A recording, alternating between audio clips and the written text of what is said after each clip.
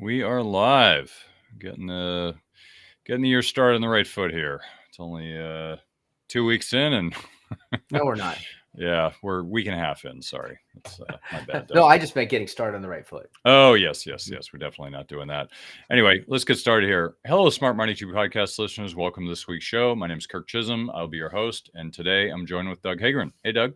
Hey there, Kirk, and I'm going to do something I try not to do very often on our show, but just for and it's us against the world, but tonight OH, because it is the second of the semifinals for the college football playoffs in Ohio State versus Texas, and I know that's got a massive number of people. I don't know what the demographics are listening in the Texas area or Minnesota or Ohio area to this podcast, but for those of you out here, you're either going to love what I just said or you're going to hate it, but at least it will keep you focused and listening. Well, people can, if you hate Doug, you can love me because I don't really follow football, so I don't really care who wins, except for Michigan. I cared when they won because it was so fun to watch an unrated team beat Ohio. But that I didn't really care. I was just sitting in the room. Excuse me. Just saying, Doug. Anyway, all I care about is one thing. Well, that's not true, but today I care about one thing. I care about my backyard rink, which I'm going out as I call my winter pool lovingly, and I've had a great stretch. It is the 10th of January, and I've had 10 days this winter of frozen backyard rink, and I've skated on every single one of those days, and it is glorious. And I'm looking at my weather app, which I also have a love-hate relationship with, and it is smooth sailing until a Sunday from now, where it's going to rain and be 34 at night. But every other night, it's either going to be in the teens or the 20s. It's glorious. I love this. I'm going to have 20 days of great backyard hockey weather that I can go out and skate in the middle of the day when my kids are at school and just mess around. And then when they get home, can go out there and play with them. A lot of fun. If anyone is into hockey, highly recommend you do it. I have close to zero skills in the husband category of like do it yourself stuff. Fix it this, fix it that. I have no skill in that way. I was able to put it up. So if I can do it, anyone can do it.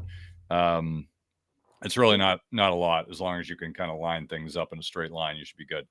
But I love it. And I'm just happy that we're going to get more of it. And I'm happy I don't live in California right now, where everyone's houses are burning down, and makes me wonder why people live there.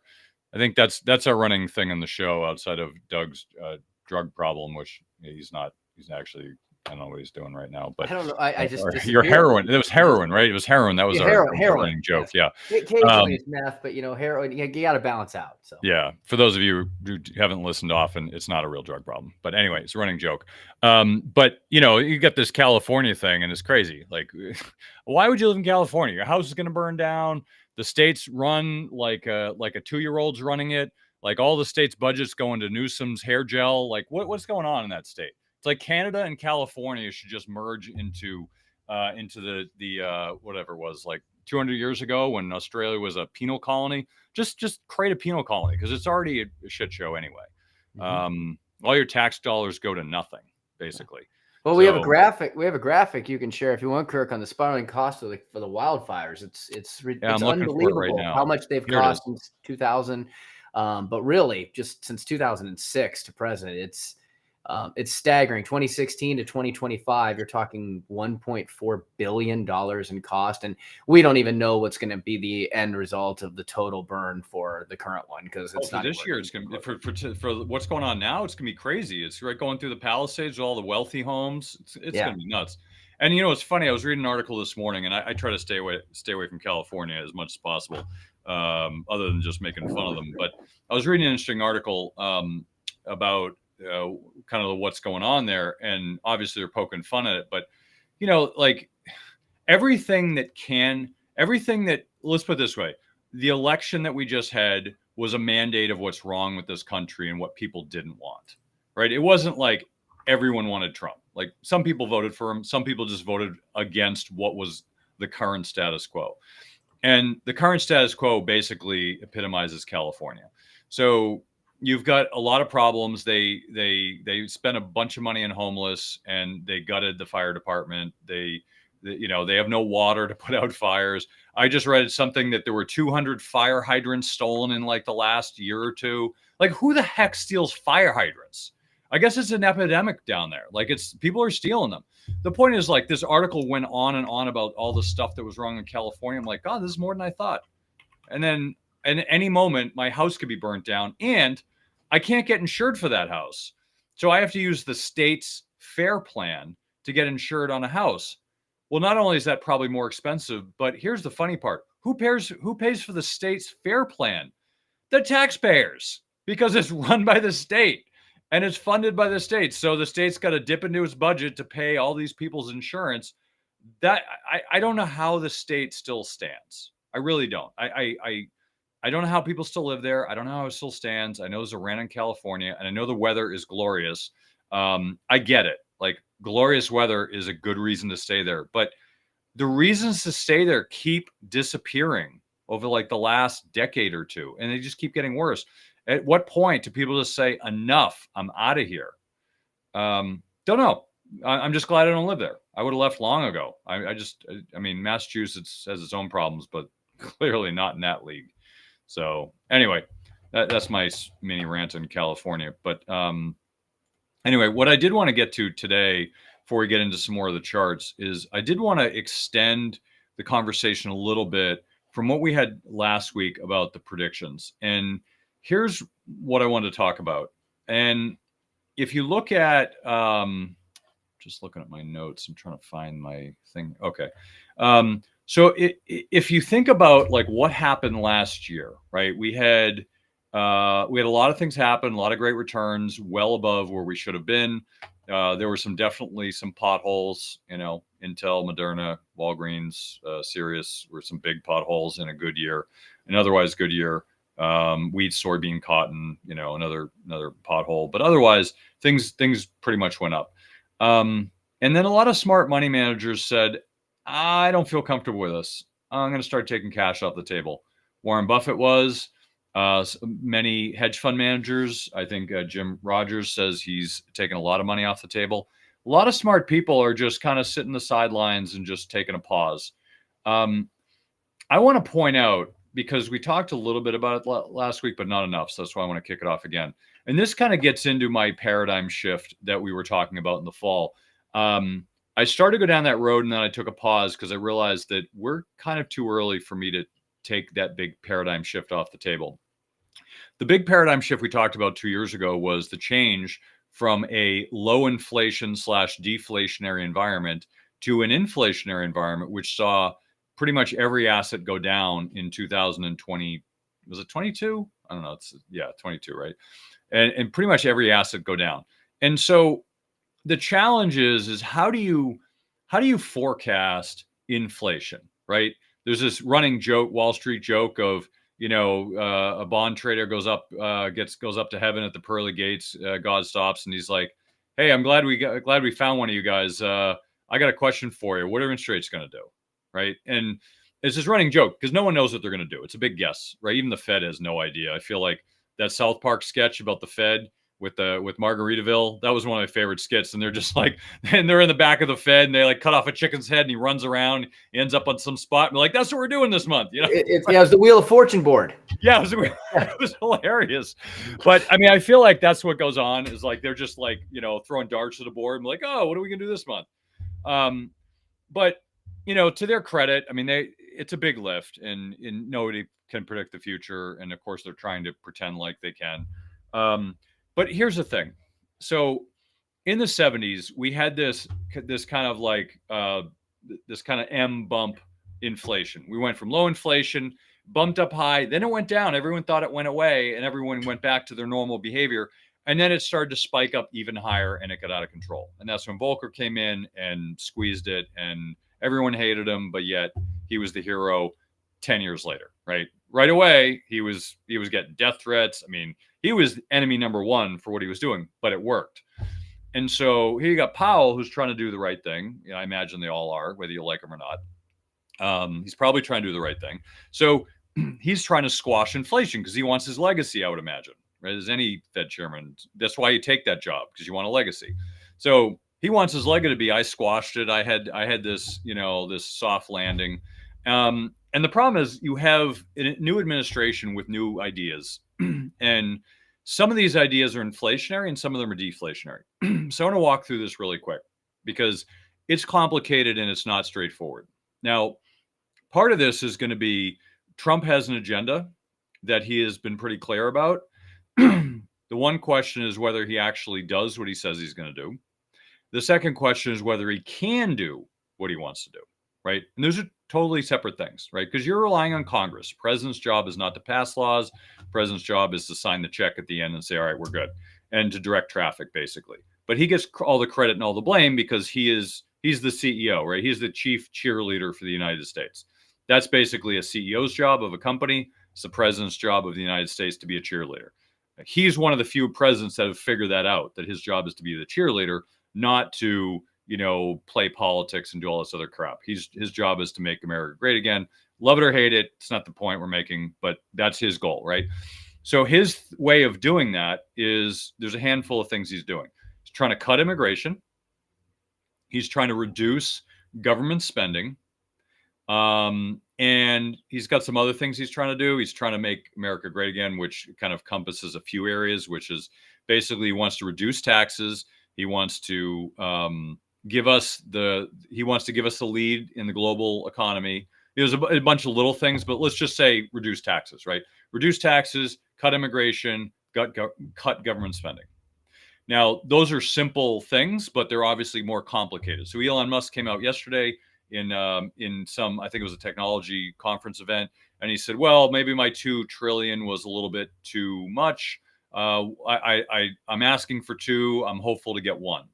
And it's partially because people have been calling him out on it, right? Is that, well, 2 billion, where are you going to get the 2 billion from? Like, you got a 1.7 billion discretionary numbers that we can pull from. Where are you going to get the other?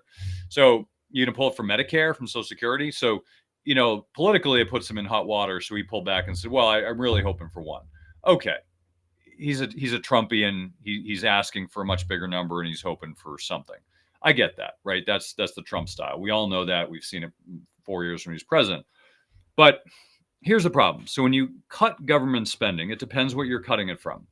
So let's take some hypothetical scenarios to talk you through this. So if you are, if you look at our GDP, our GDP is made up of many things. I'm not going to get into all the details because I'm going to go down a rabbit hole and it's going to get messy.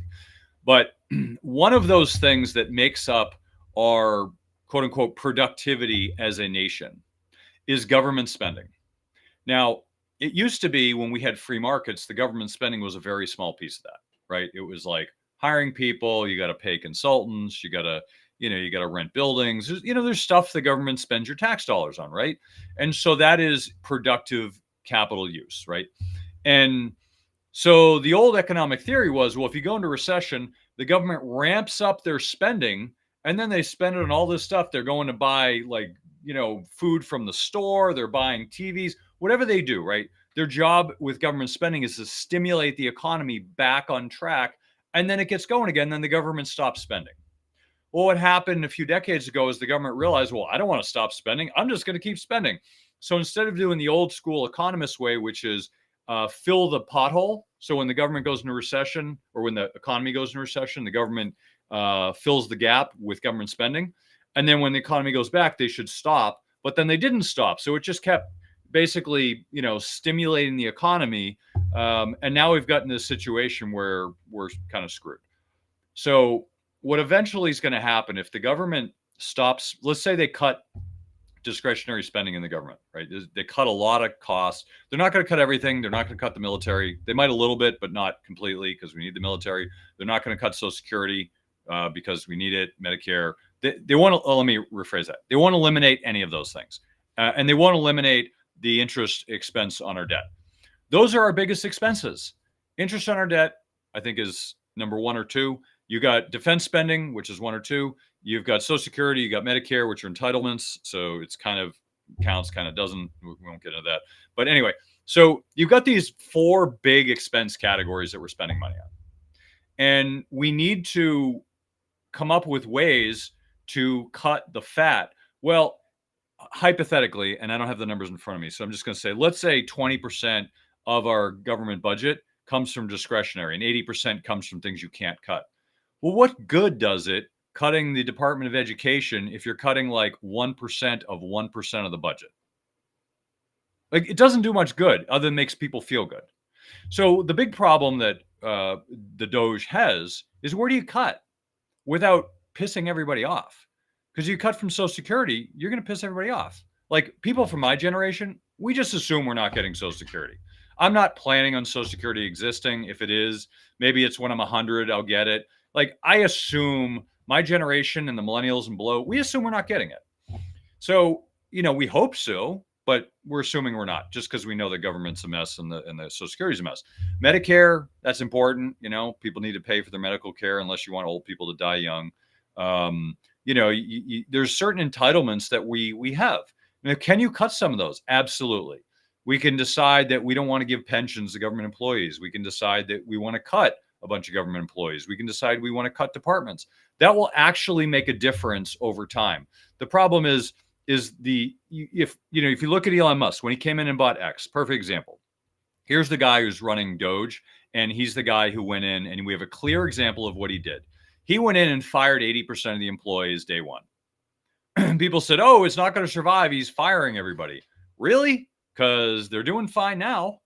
And he had a business plan. He had some of the top VC guys in Silicon Valley backing him.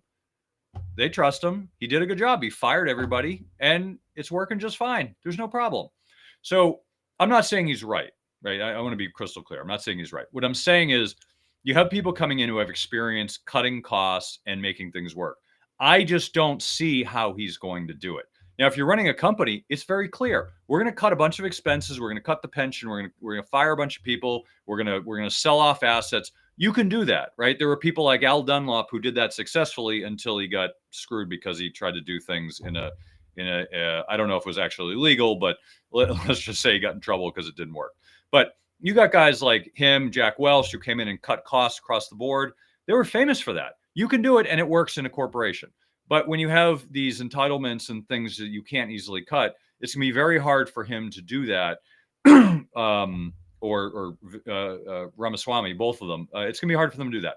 So my point is, that can be very deflationary, because if you have hypothetically 40% of the budget being spent, or I'm sorry, 40% of the economy being based on government spending, and you cut, let's say, 50% of the government spending, well, that's a big chunk of the GDP. You just cut 20% of the GDP to zero. So now you got to fill that with something else. So that is deflationary, and that is recessionary. Okay, so that's problem number one. Okay. Problem number two is cutting taxes. Well, cutting taxes, everyone wants you to cut taxes except for the liberals who want to tax someone else so they can feel good, but they don't actually want you to cut. They don't want to spend more, right? I live in Massachusetts. We call them NIMBYs, not my backyard liberals. So they want you to raise taxes on everybody else, but they don't want to pay them, right? So it's a Massachusetts thing.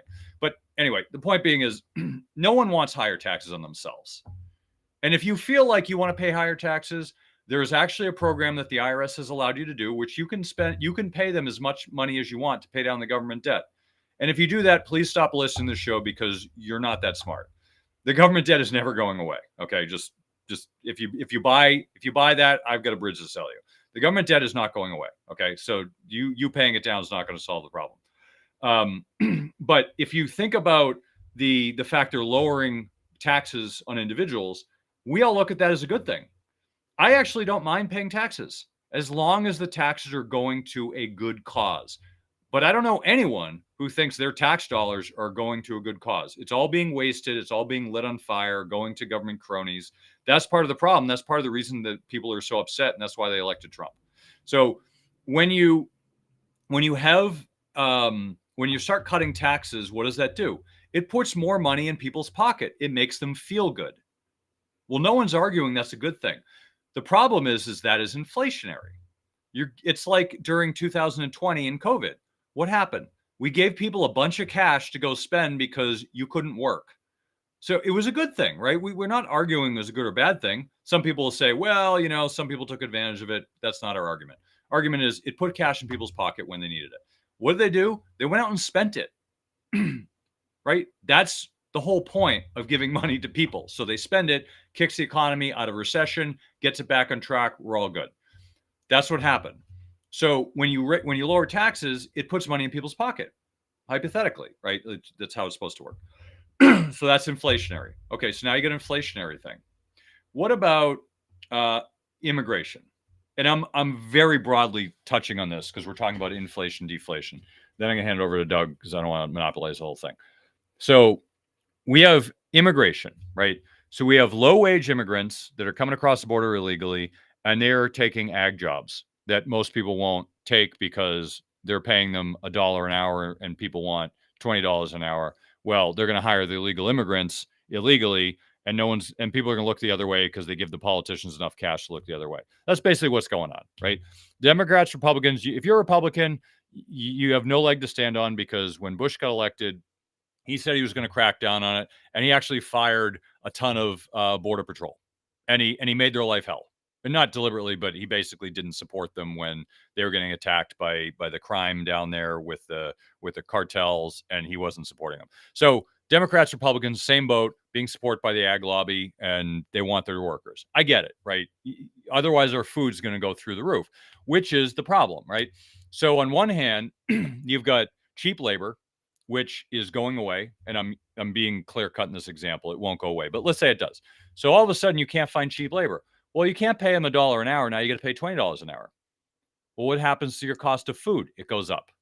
Now my food costs more, and of course now the jobs across the board go up because you've got people you got more jobs fighting for the same laborers, which means they're willing to pay more, but they pass that on to the consumer. So ultimately that causes inflation. Um, so, in some ways it's a good thing because we've had inflation, but we have not had wage inflation. That's the big problem we have is if you don't have wage inflation, people can't afford higher prices. But if you have higher prices and higher wages, no one cares because you're making more, but you're spending more, but the balance is equal. So you have all these different factors going on because essentially if you have fewer people in the economy, fewer wage earners, that is technically deflationary. Look at Europe. Europe has been stagnant for the last 20 years. Now, there's many reasons for that, but they're trying to shuttle people from Muslim countries just to get workers, and it's causing social problems. But France has a negative population growth. They're going to disappear in the next 100 years if they don't have immigration. There's the economist view, which is immigration causes economic growth.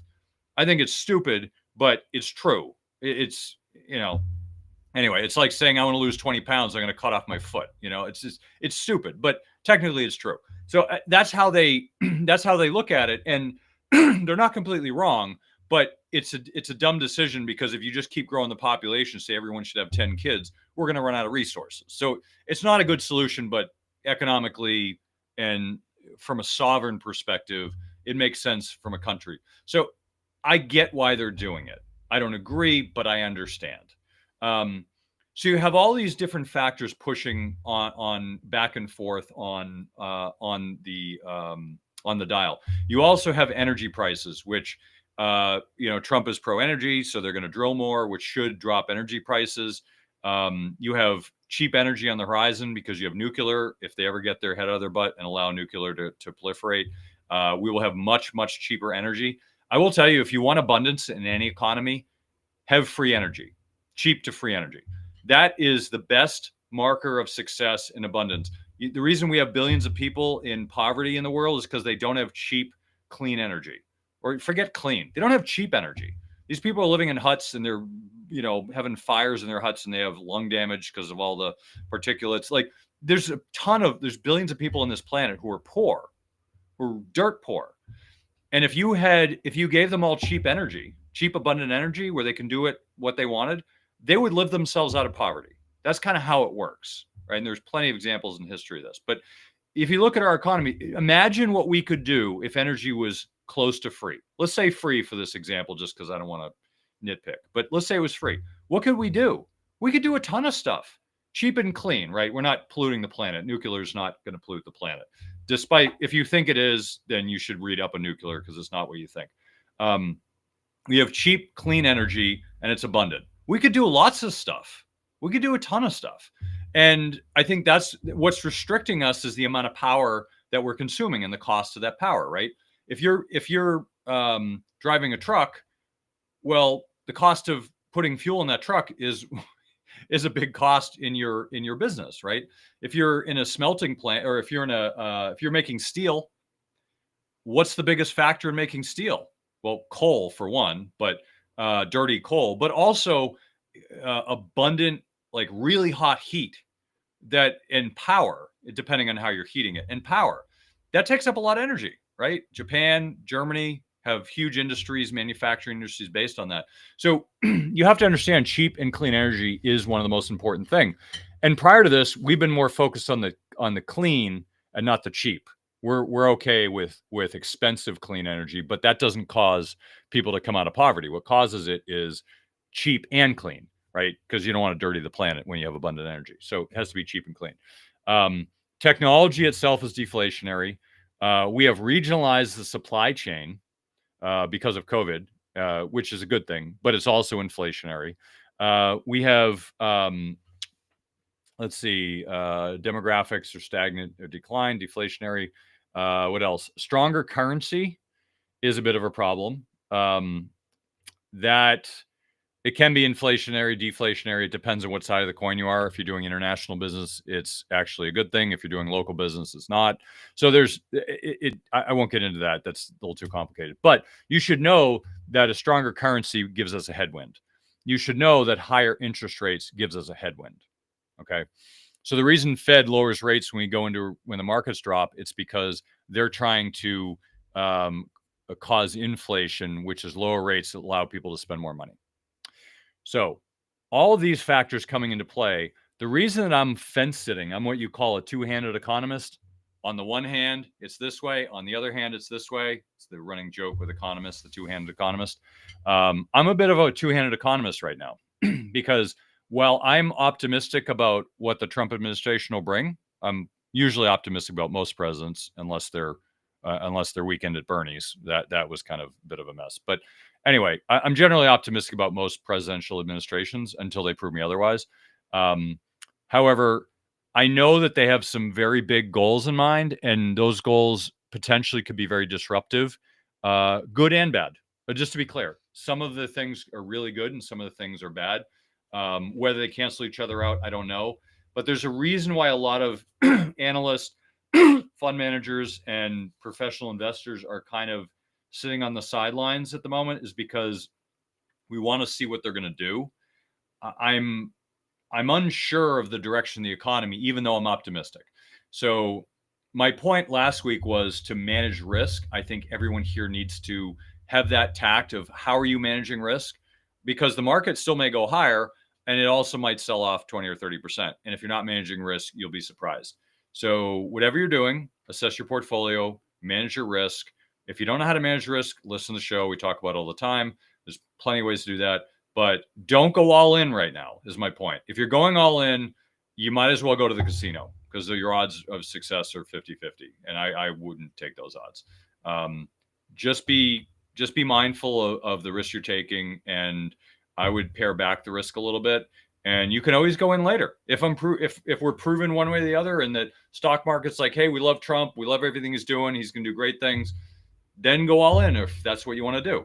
I wouldn't never go all in, but if that's what you want to do, that's fine. But right now, with a coin flip, it's not the best time to do that sort of behavior. I think you're basically gambling, and investing is not gambling. So, Doug, what are your thoughts? Well, I mean, there's a lot there to dissect. One thing you were talking about, which is interesting, I think it ties some things together with California and the fires and the cost of energy. Actually, was in a conversation recently. There's been several people who have said, "Well, how come they don't just grab the ocean water and just use that to spray and put out all the fires?" And while it might seem that certainly that the water would do a great job of snuffing that, the issue becomes the salinity, and the salinity being arguably, because you'll get people on both hands saying, well, all this, anything you say about, pollution and this is just some, hoax and theory, right?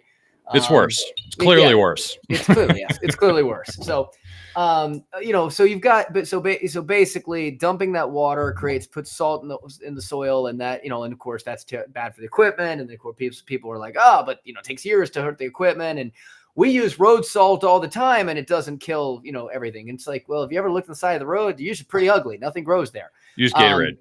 Yeah, Gatorade. So it got me in a conversation with someone, where I mentioned, well, the other problem is that road salt and the brine from road salt is actually less concentrated with salinity than the ocean. Of course, they argued back with no research, and there's plenty of research on this. Minnesota, NOAA, USGS, you name it. And then they, of course, wanted to double down and say, well, but we live in Michigan and we apply tons of salt, and, and if this was the case and the ocean had more salt, well, then they would just separate it and we would bottle it in drinking water and keep the salt. But until then, we're going to continue mining. I'm clearly not talking to an economist or a geologist. Welcome to the world of social media. But here's the issue. I had a conversation about, you're talking about desalination. This has been something that has been a massive conversation forever. I mean, we all know that the largest amount of water on the planet is in the oceans. And we also know that there is a tremendous number of areas around this world that are not getting enough water, and they need it. And we are starting to see, reservoirs drying up. So why aren't we using desalination? It goes back to exactly what you said. So the whole conversation about energy. Yes, Israel is one country that does do a significant amount of desalination for their freshwater supply. We do not. The U.S. refuses to invest in it. Why? Because the energy required to do the evaporation and the capture of that water, and then to store the remaining salt, is something that has been deemed to be extremely inefficient. We do not have cheap enough energy to do that. Now, you could argue that, some people would argue that solar's getting there. Solar still can't produce the level of energy production needed per, I don't know, whatever term I'm looking for. If the same amount of gasoline versus the same amount of energy of solar capture does not have the same push. Okay, so I know there's a technical word for that. I'm not using it. I apologize. I know science. I'm not a scientist. But now, so what would? Well, geothermal certainly could. And I actually talked to XL years ago about this. It's like we are sitting on the largest volcanic culvert in the entire planet. It's called Yellowstone, right? We have lots, if you go to Iceland runs everything off geothermal. They even, in their houses, they pipe in steam. That's how they cook. Forget these fancy, convection cookers and, what do they call, what's the term? It's blanking out for it. Convection. Yeah, forget air fryers and forget, these induction units. They just put their pot on a hole and turn on the steam and cook. Look for them. We have that. But again, I had a conversation with representatives from XL years ago. And again, who knows? Maybe they just make too much money off of other areas. But they told me a number of ways in which we just don't have the means to capture the geothermal here in an efficient manner. So what does that leave then? Wind? Again, you'd have to have an incredible amount of wind farms that would be able to generate enough of the energy to replace what we currently use in terms of the concentrated energy of coal and oil. So that leaves one more, nuclear. Okay. And nuclear is one that, again, what was that word you used? NIMBY? NIMBY. Yeah. Nobody wants that in their backyard. Right. Pure and simple. Not in my backyard is what it means for those of you who don't know. Yes. Not in my backyard. I'm kidding, because I know how much that, Kirk loves to talk about that word, because it is exceptionally popular in the area where he lived. But the reality is nobody wants, people that want solar cells, they don't mind them on the roof. Maybe they don't, certainly not attractive. But they don't want fields of solar fields and, looking out their window. They don't want fields of propellers swinging off in the distance. Why they put them in the middle of nowhere? They definitely don't want nuclear energy that could potentially melt down and destroy, an entire state of, state's population. Now they're coming out with new technologies to overcome this, but we have got a long way to come. By the way, Kirk, I just saw that BMW just announced that they have elected to go completely away from electric cars because they said that they have finally figured out how to make hydrogen fuel cells or hydrogen energy. There's hydrogen fuel cells and other ways of using hydrogen, in engine component, internal combustion components that they have said that they have now figured out how to make it efficient. So they already do that in India and other countries. Absolutely. We don't do it so yeah. they've said for years, I've known for the past 25 years that hydrogen fuel cells was the internal combustion engine of the future. And then it kind of just went away. And, research on it, those in the know have said it's still very much there. They've just struggled to get the cost down in an economic pattern. But it seems like over the last 2 to 5 years, there's been a significant development in being able to do that. But this is really, again, like you said, all of these things. We said this many times on our on this show. Nobody wants a dirty planet, right? We just really disagree about what's making it dirty. Again, people have been making fun of with the fires, you've been making fun of the governments, and their reaction to it, but they've also been making fun of comments around, see, again, this is, you say blaming the government. Why don't we blame climate change? You're a climate change denier. Now, there are climate change deniers, but I think for the most part, nobody's denying climate change. They used to call it global warming, right? Most people, they soften it. They call it climate change. Most people don't disagree that there's climate change. What they disagree with is what's causing it. We all know that climates change. Otherwise, nobody would believe there was an ice age. Nobody would believe that the dinosaurs, in the time and the high concentrations of oxygen versus CO2. Most people, at least that have any basic level of education, believe those eras did occur. They just don't believe we as humans are causing that, right? They believe it occurs for other things and that there's nothing that we're going to do to impact it. And of course, then they look and see the top climate proponents, climate change proponents flying in those private jets, and they start to think, there's a little hypocrisy there. One of them, I think, lives in your state, Kirk. That's very well known by the name of Senator Kerry. So, and actually Senator Gore was from where again? Where was he from? I don't know. That's a good question. I'm trying to remember where Gore was from. But again, still, same concept. I don't know. I don't remember. Yeah, so, this it all comes down, at the end of the day, it all comes down to money. So as you're talking about, is inflation going up, you're talking about the cost of getting energy, you're talking about the obsolescence, you're talking about the income keeping up with inflation, people being able to afford things. We have a chart here on the average U.S. monthly budget in the United States based on average household income and expenses. The average spend in the United States is $8,484.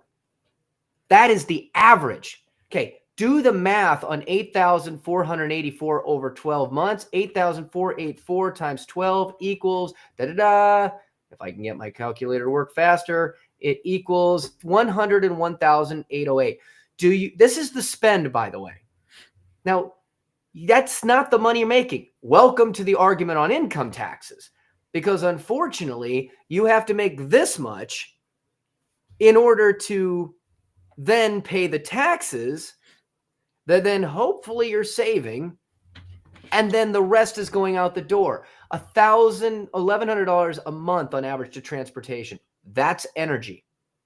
$790 to miscellaneous spending. Well, guess what? That's still energy, because all the groceries, all the spending, all of the housing, all that stuff takes energy. We build everything with energy. Housing is $21.20 a month, and that includes home insurance, which, by the way, is now becoming a real problem, because as people are thought for years, if I just pay off my home, I will be cash flow rich and I will be expense free on my housing. Housing never goes away. Both, look what's going on in the areas of North Carolina and what's going on in California, although the federal government did say they were going to help those people in California.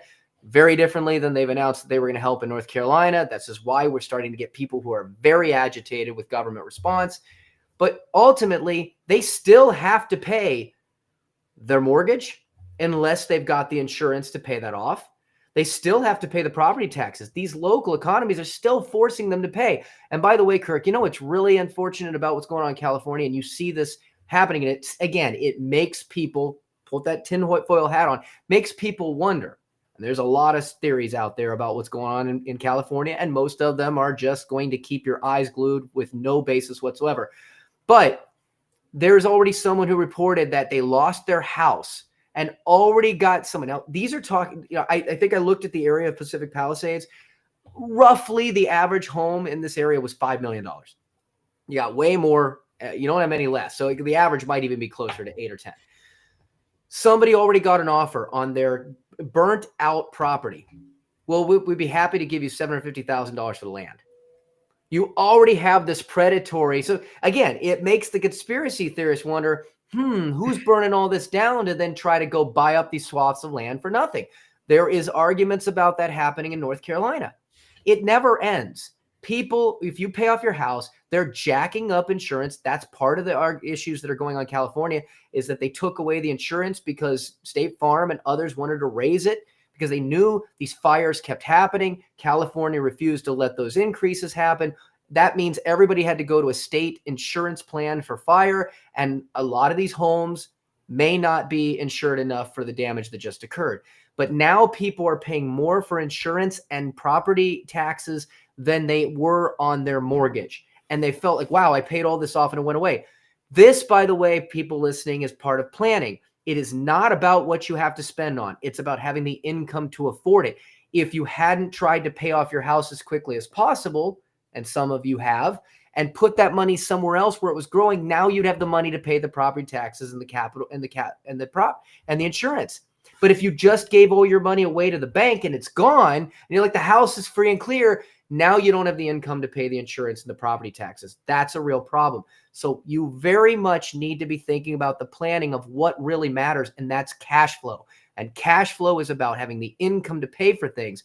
Paying things off can help that. But if you give your money away, it's gone forever. And now those people that paid off their houses are finding out that's real because the bank has their money and they still have the same price they were paying in a mortgage now on insurance and on property taxes. Now you've got pension plus insurance. That's the other insurances you're paying for almost $800. Eating out is only $300. Ramsey and other people out there will tell you to stop going out and getting that coffee. Look at these numbers here. I don't know, Kirk, if you want to update this chart so you can see it. But if you look at these numbers here, of all of the major monthly expenses, eating out's $300. Entertainment's only $300. So out of everything in there, $600. Now savings is $871. It's good to see that there's some savings. We'll take that out of there. So let's drop the total spend down to, $800 less. Let's drop it down to about $7,600 because, savings is a necessity, but it's not an expense. Okay. So out of $7,600, you have less than 10% going to entertainment and eating out. So when people try to tell this, people, well, if you just spend less on entertainment or stop getting that Starbucks, that's not going to fix it. Okay. This is an income problem. This is an energy problem. All that expensive housing, all of this expensive goods, all of the expensive transportation, all of your insurance is tied to energy problems. It's tied to fires and floods, and it's tied to the cost of replacement. And the cost of replacement, is tied to energy, Kirk, because that's driven up all of the goods, everything we have, everything we do. It makes with energy. So if we make energy more expensive, it's not hurting John Kerry, but is absolutely hurting everybody else. And the last thing I want to say on this is, if you're looking at $8,400 or $7,600 a month in expenses, and we talk about inflation, that's $101,000 spent. That means reality after tax, before taxes, you've got to be making about $120,000 or so. Remember, Kirk, when $100,000 was considered rich? That was only when our parents were raising us. It's not that long ago. And now you're looking at the average spend in the US being more than what the rich were making 25 to 30 years ago as a salary. And they were supporting a family of 3 or 4 on that salary with a single worker. Now you have your expenses more than they were making. And this is why the American family is struggling. And this is why, as you said, and I'll turn it back to you, the economy isn't looking so hot. The stock market is looking wonderful. And we got more data on that. But the stock market is not the economy. And look what it takes. Great one. Look what it takes to be in the top 1% United States. I mean, I'm in Minnesota, $730,000. That's a lot of money, but it's nowhere near the most. If you look at California, it's $1 million. I think you're probably the 1.2 there. It's a little blurry that I see for Massachusetts. 1.1 for Mass, and Connecticut's 1.2. Connecticut's the highest, 1.2. Yeah, and that doesn't surprise me at all. High concentration of people there that live in New York City and work in New York City and expenses. But New York is a little bit surprising. It's under $1 million, but that's because outside of New York City, you get to Western New York and it's the Rust Belt. Yeah. It's obviously not a surprise to probably anybody, but you start getting into the desert areas of New Mexico, or you get to the southeast or in the United States, they're some of the least expensive in the country. But this is the median income. It takes a median income of $787,000 to be in the top 1% of earners nationally. So now we don't have this chart here. We can certainly say it, but I can certainly bring it up and I'll see if I can pull it up here. But one thing I always find that is highly entertaining about, the where people think and the perspective is that we talk about, taxing the rich. Okay. Now there is a big difference between being rich and being wealthy. Okay. Rich can mean you have a huge income. It doesn't mean you necessarily have a lot of assets. And of course you can mix it back. Some people say one's rich, the other's rich, but having a lot of assets is definitely much more, much different than having a high income. First of all, high income can change. The income only comes in regularly. So it's not necessarily something that you just it's not growing on itself. Well, this is a question. Kirk, would you say your income is common or uncommon? I would say mine's probably uncommon. Okay. So let's take a little guess here. What do you think? Now we already look, and this might not match up perfectly to the numbers that are on there because this might be slightly outdated on the source. But what would you think it takes to be in the top 50 percentile of income? I would guess top 50%, like 100 grand. 100 grand. Okay. How about the top 25%? I mean, it depends on the state, but I'd say national. This is national. This is based on IRS records. Top 20%, I would say maybe 250. 250 to be in the top 25%. Okay, how about the top 10? I'd say maybe 300. 300. And how about to be in the top 5? Maybe 400 or 500, be my guess. Okay, we'll just say 450. And the last question is the top 1%, which we saw was $787,012, Doug. That's right. And we'll see if that matches up. Now, the source on this does come from the Internal Revenue Statistics, most recent 2024, so it has been updated. We'll see how it matches. Now, here's the question. I know we've got, for the sake of time, I'm just going to go ahead and answer these. So you said that and again, we don't know exactly the sources they took on the data, but according to the IRS sources, the income split point that creates the top 1% is 548,000. It's a little off. Yeah, a little off. The top 5%, 220. The top 10, 152. The top 25%, only 85,000, and the top 50% percentile is only 42. That means 50% of the United States is under 42,000. And again, we're talking poverty is like 26 or 28. Like I don't know what the poverty level is. Yeah, it's really low. And by the way, for those that don't look at college planning and looking at the numbers it takes in terms of how you start adjusting and what you're going to pay, the poverty level goes into that. And it's different every state. And by the way, we might be looking averages here versus mean, which is different, by the way. But here's the biggest question. Here's the biggest thing I want to finish on. Everybody talks about the wealthy. They don't pay any taxes. Well, I'm going to start at the bottom here. So the top 50% of earners in this country pay 97.68% of all taxes. That means if you're under that 42 threshold, if you're under the 50 percentile, you're only that you're in that 2.32% of people. They don't pay taxes. So the top 50 is covering the burden. But if we jump to the top 25%, it's 88.51. So the top 25% of people pay 88.51% of all taxes. The top 10%, you want to guess, Kirk, how much percent they pay? They pay like 10% or something like that of the 10 or 20% of the total. Well, they actually pay 73.67% of all the taxes. Oh, if you're including the top 1%. Correct. Yeah, oh, okay. I was 10%. thinking about it. How much of all taxes paid do they pay? So now that you know that part, how much of overall taxes paid do you think the top 5% cover? It's like 65. Like it's like 50. It's like 50%. It's like the top 1% or something. Really good. Yeah, 62%, and then the top 1% is 42%. Yeah. So when people say the rich don't pay taxes, the rich are paying the top 1%. So people over an income split of 548,000 or higher are paying almost half. So, just to keep that in mind when you take a look at the impact of what that means in terms of our overall tax revenue. All right, so we got to wrap it up here in the interest of time. Doug, where can people find more about you? No, I was talking about the impact of college, and I think that hopefully that raised some questions, because I know everybody out there has questions on this. And let's ask yourself, do you want to overpay for college? There's two ways you can do that. Not overpay is number one, pick a school that's going to give you generous rewards or have a lower cost.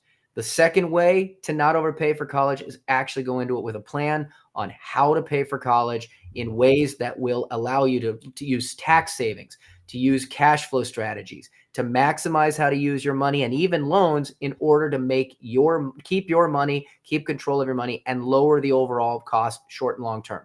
If you like to learn about those things and be a smart user of money, then go out and start, and especially when it comes to college, go out and take a look at our website and start there for some information at mergentcollegeadvisors.com. That's MERGENT,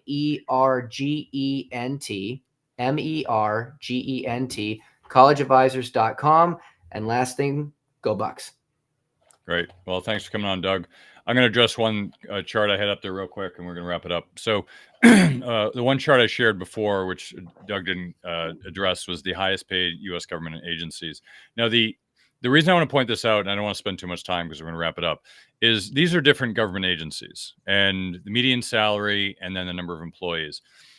What I wanted to point out here is if you look here, the biggest agency in terms of amount of employees is the SEC.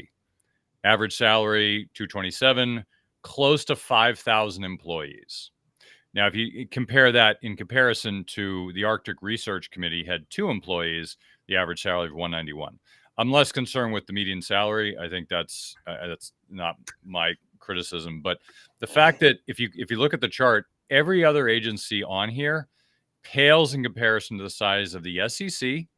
And second is Elizabeth Warren's agency, the Consumer Financial Protection Bureau, which is basically her little fiefdom that she used to beat people over the head with it. And there's 1,687 employees, 1,687 employees. And then the commodity Kirk, futures, I'm just going to tell you, that's about $1 billion in salary for the SEC and about $350 million in salaries for the Financial Protection Bureau.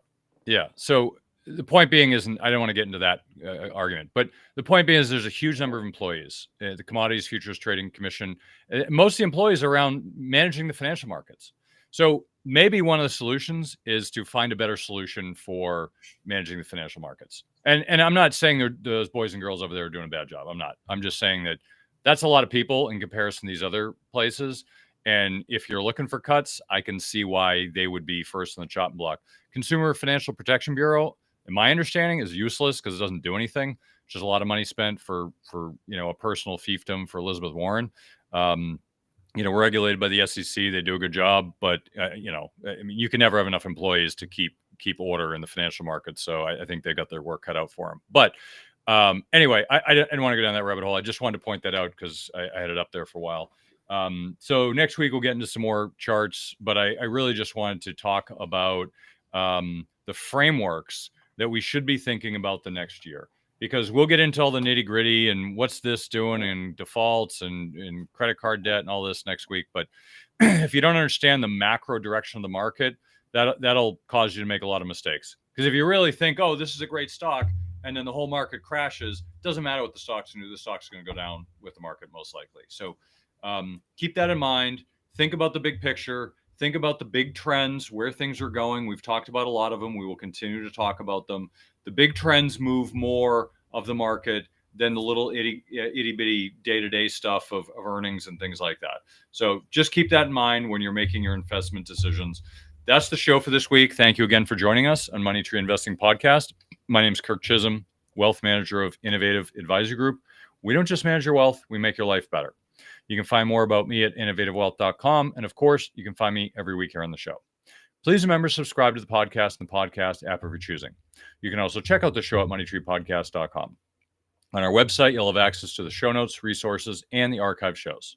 Also, check out our YouTube channel. When you're there, please subscribe and leave a comment. Lastly, please leave a show rating and comment in the podcast app of your choice. Oh, and don't forget, do your own research. This show is for informational use only. We're not telling you what to think, merely how to think about investing. We're also not selling any products or services, so do not consider this advice. If you have any problems with the show, I blame Putin. Please send him an email, express your feelings. If you're seeking financial advice, talk to an oracle or a fortune teller, or maybe just a licensed financial advisor. I'm one, but as I said earlier, I'm not selling anything. But I'm easy to find. Have a great week ahead, and remember, no one will care about your life like you do. So invest in your life.